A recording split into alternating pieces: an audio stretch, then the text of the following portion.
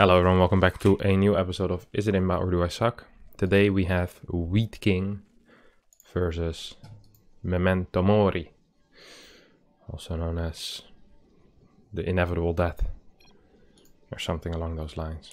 Death is inevitable, I think that's what it means in Latin. And we have Wheat King, who sent me the email actually. Let's read the email before we forget that. I'm ZERG, didn't play perfect, but not as bad as the outcome was. TOS Air is unbeatable below Grandmaster, plus it makes for the most boring games. This is a great statement, that TOS Air is unbeatable below Grandmaster. It's not true, it might be harder below Grandmaster, but even if it's harder, it just means you do suck a bit. You know, if you can't beat something because you're not good enough, you're kind of admitting to not being good enough to beat it, which is not really what imbalanced is. It just means you don't have the skill level yet to utilize the certain tools. It's like if you're doing like a crossbar challenge versus someone in football, so you need to hit the crossbar and you never hit a ball before, and you go like, well, this challenge is impossible to do if you've never hit a ball before, and therefore it's a terrible challenge. Well, it's not quite how you're just not good enough for it. It's different. But nonetheless, Wheat King asked me to have a look at this replay. So a look at this replay we will have. I got some complaints about the noise last video, so I hope, or about the sounds, my voice not being loud enough, so I hope I changed that properly. If I didn't, feel free to, you know, leave a comment and stuff like that. As we head into this game with a little bit of a cannon rush, which is on the third base. This never works. Yeah, like I said, this really never works. This was a Nexus first into a Forge expand, which also isn't quite as hot as people like to believe that it is. So yeah, the bad start for the PROTOSS here, who I've noticed that whenever lower level tosses do this, they always go into air toss. Like they open with cannons and just go 2-base, Void Rays or something into carrier. On the other hand, we have Wheat King going into a fast +1 melee, which is a completely fine opener, of course. Has what, a single queen. Well, Mr. Wheat King, even if you rush a fast Evo chamber, you do want to get more queens, get those injects going, of course. And extra queens for air defense as well is always nice to have. Like one queen is simply not enough. You need more queens in order to inject, spread creep. Usually on 3 bases, you see Zergs go up to 5 queens. Sometimes even up to 6, but 5 queens I think is a good number. You can have 2 queens per base on the outside bases and 1 queen on one of the inside bases, which in this case would be the main. So 1 queen here, 2 queens on the other bases, a sport per base, and you're pretty safe against any oracle count, majority of the time at least. Now Wheat King immediately spots that it's a Void Ray. As you can see, by the animation of what's happening in the Stargate, you can see what's building. So you see the shape of a Void Ray, and it's like, hey, that's a Void Ray. So you already should be a bit suspicious for air toss at this point. Now, there's 2 queens at the third base. They'll manage to thwart off this Oracle, which is nice.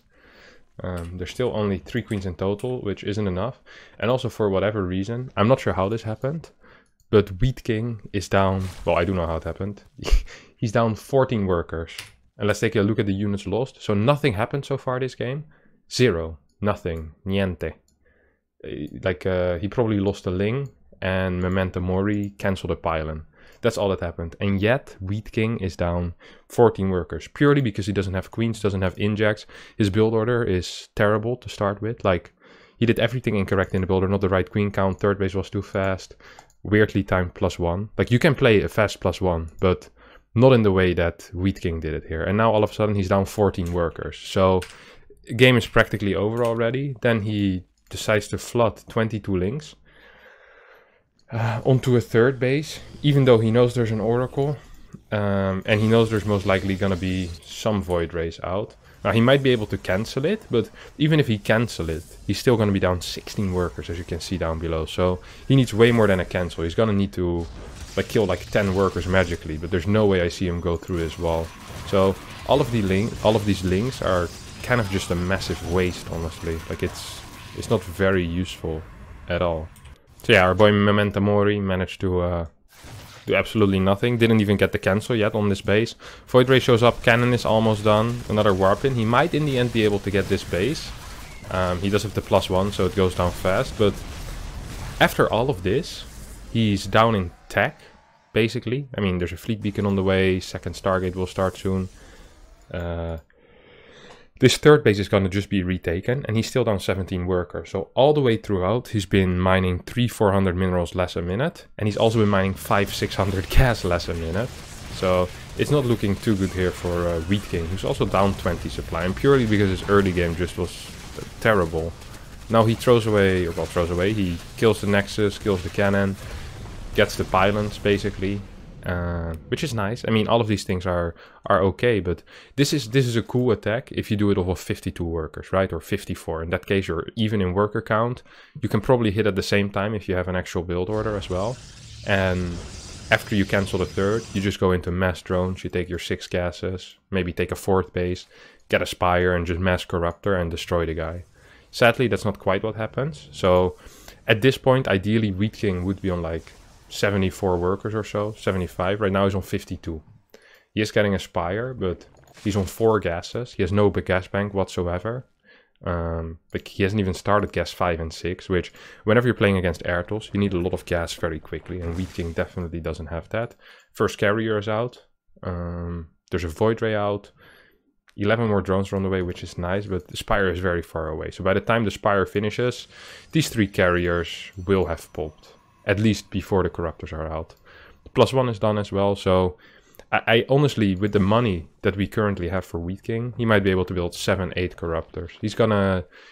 It usually shows the state of the game at that point by comparing the Corruptor count to the carrier count. And if you get 7-8 Corruptors to 4 carriers, that's not good, boys. Carriers are 6 supply. These are big units. They take a long time to build. They're not easy to tech into, but if you get them, they're pretty good. Corruptors, they suck.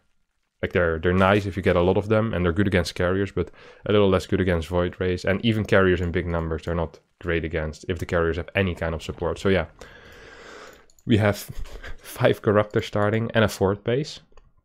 Worker count is still even. Wheat King, meanwhile, hasn't really done anything to try and get back in the game. And honestly, it's difficult to do something to get back in the game. Like, you can't really make plays in the same way you can against other compositions. The play that you make against Airtos is that you spread creep and you just build drones.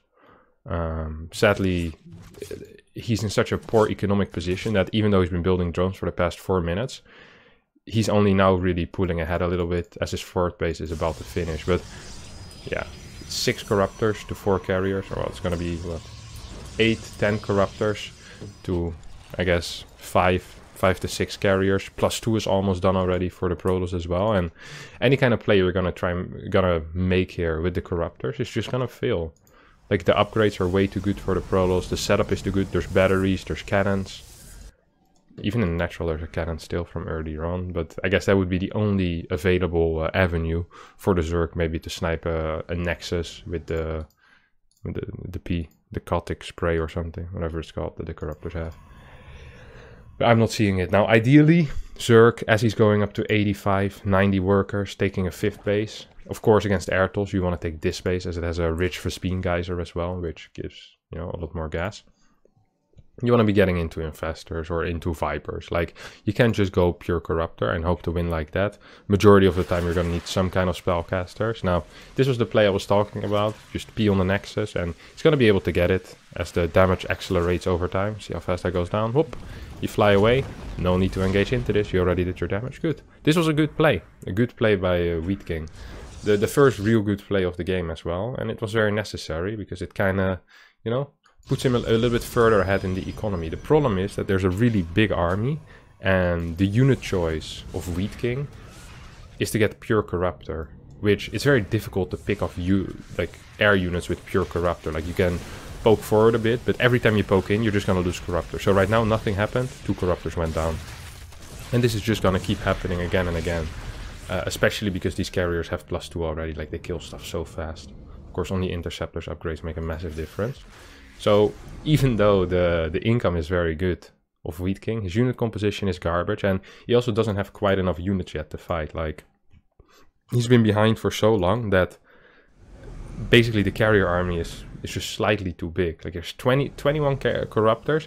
If there was 2 Vipers with this army, imagine that. Just what, boop, pull 1 carrier, fly away. Boop, pull 1 carrier, fly away. Another cool play, of course. Ooh, this actually was a kind of a cool play. He loses 2 corruptors, almost 3 for a single carrier. Now, that's a decent trade, especially because he's outmining his opponent so hard.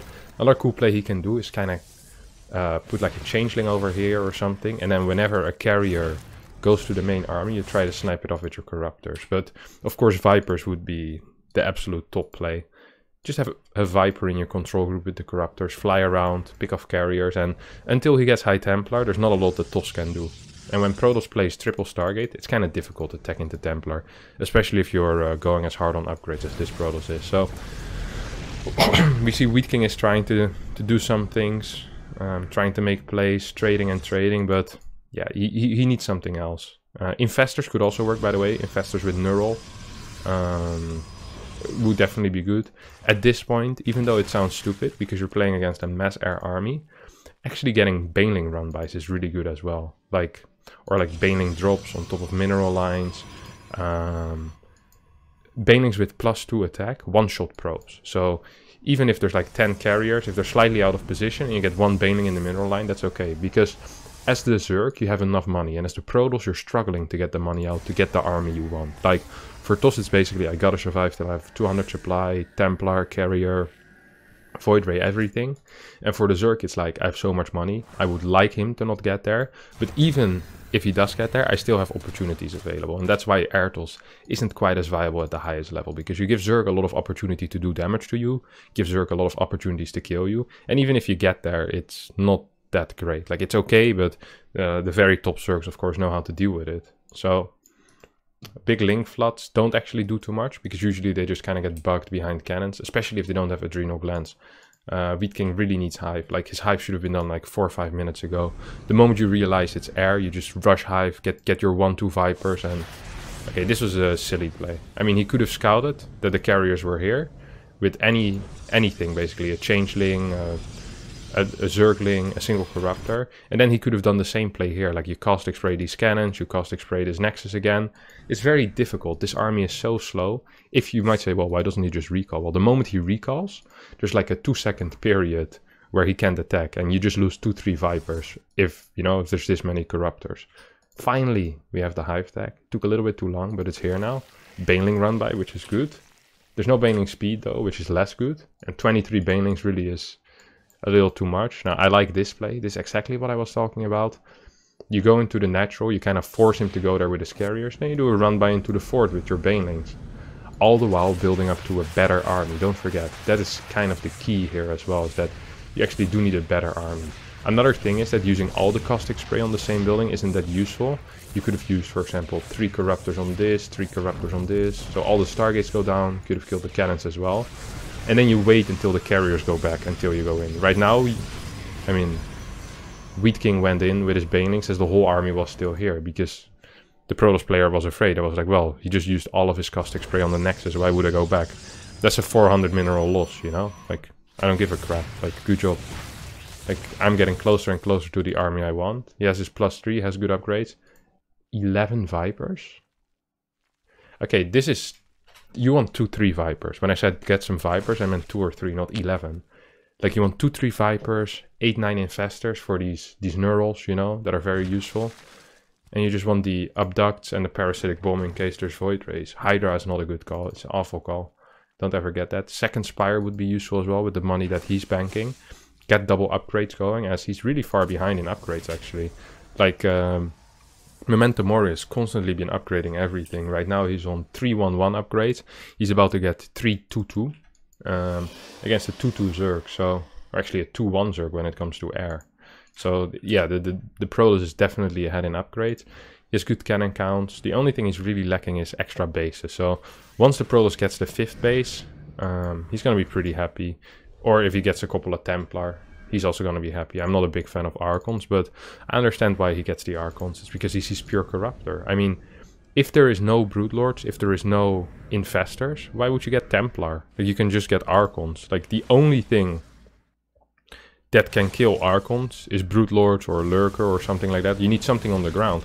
If there's nothing on the ground, these Corruptors are basically useless. Like, sure, you can grab 2 carriers, but there's actually no ground units.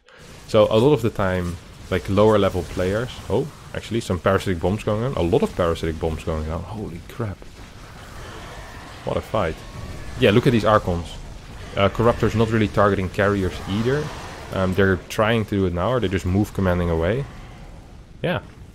We think just lost everything. What I was gonna say is, a lot of the time lower level players lose to air units because they don't have anti-air. But this is one of the first times I actually seen Wheat King, or see someone lose to, because they don't have enough anti-ground. They just had anti-air. Completely forgot that ground units are also a possibility. Actually pretty funny. So after the last attempt with the 45 Corruptors didn't work, Wheat King's like, well, it didn't work last time, so I might as well try another time. That usually is not the way to go about it. I think my friend Arnold Schwarzenegger once said, repeating the same thing, expecting a different outcome equals madness. Yeah, I believe that was Schwarzenegger in Terminator 3. As we see what Wheat King is doing is definitely madness. I mean, he's not even target firing carriers, which he might have actually been able to get a lot of them. Instead, he's been fighting the interceptors. Oh, Wheat King.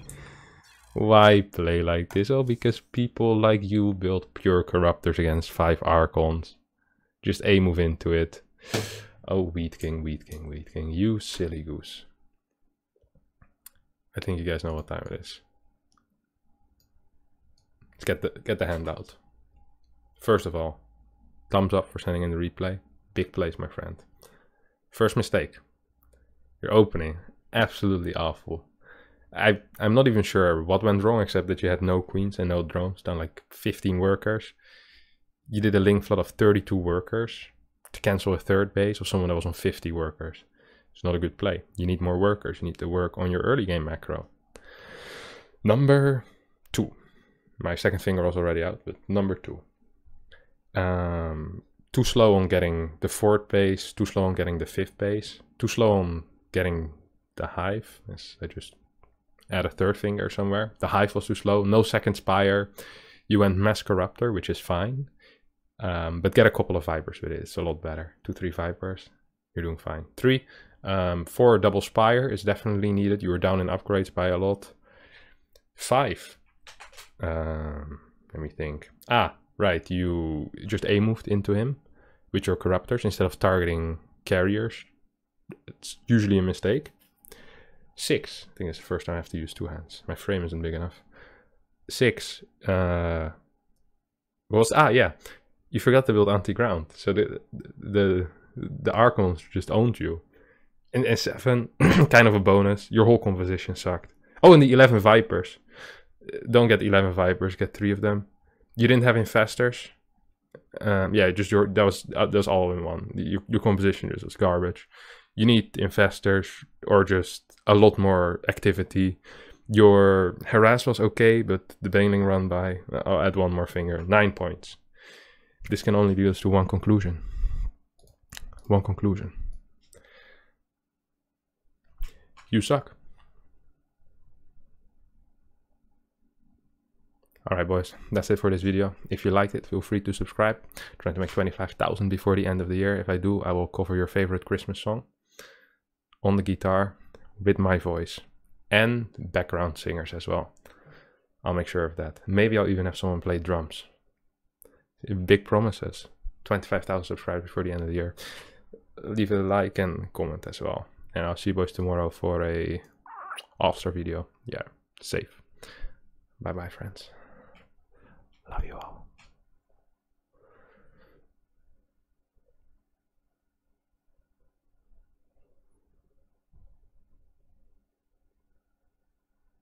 Subscribe, baby. 25,000. What? What? What? Got a sink in the back.